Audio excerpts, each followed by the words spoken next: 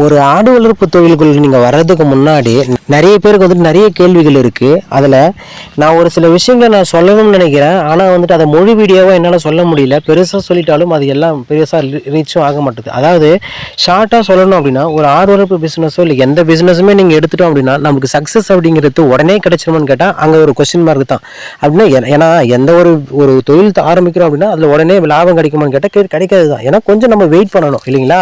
So அப்போ அந்த wait பண்ணுற காலங்கிறது எவ்வளோ நாள் வெயிட் பண்ணால் நம்மளுக்கு இந்த பிஸ்னஸை நம்ம போட்ட அமௌண்ட் ரிட்டர்ன் ஆஃப் இன்வெஸ்ட்மெண்ட்டுங்கிறது எடுக்க முடியும் அப்படின்ற ஒரு பீரியட் ஒன்று இருக்குது. ஓகேங்களா? அந்த வகையில் அதேமாரி நம்மளுடைய ஆடு வளர்ப்பில் வந்துட்டு ROI ரிட்டர்ன் ஆஃப் இன்வெஸ்ட்மெண்ட் எப்போ நம்ம எடுக்க முடியும் அப்படின்னு கேட்டால் நீங்கள் ஃபஸ்ட்டு வந்து பார்த்தீங்கன்னா வெயிட் பண்ணணும். இப்போது ஒரு பேட்ச் நம்ம காய் முத்துனா தான் நம்ம விற்க முடியும். அந்த மாதிரி தான் அந்த ஆடு வந்துட்டு நீங்கள் வளர்க்குறது அந்த சேல் பண்ணுற ஸ்டேஜ் வரைக்கும் நீங்கள் வெயிட் பண்ணணும். நம்ம 3 மாதம் வெயிட் பண்ணால் போது 6 மாதம் வெயிட் பண்ணால் போது நமக்கு வந்துட்டு போட்ட அமௌண்ட் எடுத்துடலாம், நமக்கு லாபம் கிடைச்சோம் அப்படிலாம் கிடையாது. அது மற்ற பிஸ்னஸில் அந்த மாதிரி ஒரு லைஃப் ஸ்டாக்கை இந்த மாதிரி வந்து கால்நடைகளை நீங்கள் வளர்க்கும் போது அதை வந்துட்டு விற்கும்போது தான் நமக்கு வந்து ப்ராஃபிட் வரும். அப்போது விற்கிறதுக்கு நம்ம எப்படி ப்ராஃபிட் வரும்? நார்மலாக விற்றுட்டா வந்து ப்ராஃபிட் வந்துருமா? அப்போ நம்ம வாங்கினதில் ஒரு இடம் இருக்கும், அதுக்கப்புறம் விற்கும்போது வந்துட்டு ஒரு இடம் இருக்கும். சரிங்களா? அப்போ இடம் வந்துட்டு நடுவில் இன்க்ரீஸ் ஆகிருக்கும். அப்போ அதை பொறுத்து தான் நம்மளுக்கு வந்துட்டு விற்கிற சேலு, அப்புறம் அது எவ்வளோ ரூபாய்க்கு விற்கிது, இதெல்லாம் வந்துட்டு எதை பொறுத்து டிஃபரெண்ட் ஆகணும்? ஆடோட வெயிட்டை பொறுத்து தான் டிஃப்ரெண்ட் ஆகும். அப்போது எங்கே நம்ம மேஜராக ஃபோக்கஸ் பண்ணணும் அப்படின்னா ஆடோட வெயிட்டை தான் வந்துட்டு ஃபோக்கஸ் பண்ணணும். அப்போ வெயிட் அதிகமாக இன்க்ரீஸ் பண்ணுறதுக்கு என்ன பண்ணணுமோ அதை நம்ம பண்ணணும். அதை நிறைய பேர் பண்ணவே மாட்டேங்கிறாங்க, அதில் ஃபோக்கஸ் பண்ண மாட்டேங்கிறாங்க.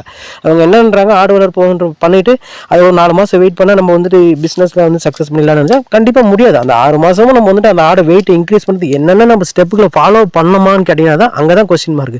அதை நிறைய பேர் பண்ணுறதே கிடையாது. என்ன நம்ம கலப்பு தீவனம் கொடுத்தோமா, இல்லை என்ன தீவனம் கொடுத்தோம், இல்லை நம்ம அதை பராமரிப்பு ஒழுங்காக பண்ணோமா, அதெல்லாம் கேட்டால் எதுவுமே பண்ணுறது கிடையாது. ஜஸ்ட் வாங்கி ஒரு 6 மாதம் கழிச்சு விற்றுட்டு நமக்கு லாபம் வருதுன்னு கேட்டால் நிறைய பேர் சொல்கிறாங்க. அந்த மாதிரிலாம் வராது.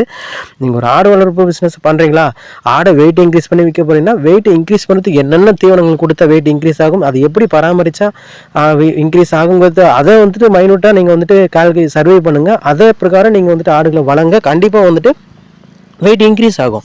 வெயிட் இன்க்ரீஸ் ஆனதுக்கப்புறம் அதுக்கு தகுந்த மாதிரி இப்போ வெயிட்டு தான் நம்ம ஃபோக்கஸ் பண்ணி விற்றோம். அப்போ வெயிட்டையே நீங்கள் ரெஃபரன்ஸாக வச்சு வந்துட்டு ஆடுகளை வந்து விற்கணும். அப்போ விற்கும்போது நான் ஆடை வந்துட்டு பார்த்துட்டு ஆடோடைய தோற்றத்தை பார்த்துட்டு வந்துட்டு விலையை போட்டுருவாங்க. அந்த மாதிரி போடக்கூடாது. அதுக்கு நீங்கள் அலோவ் பண்ணக்கூடாது வியாபாரிக்கிட்ட.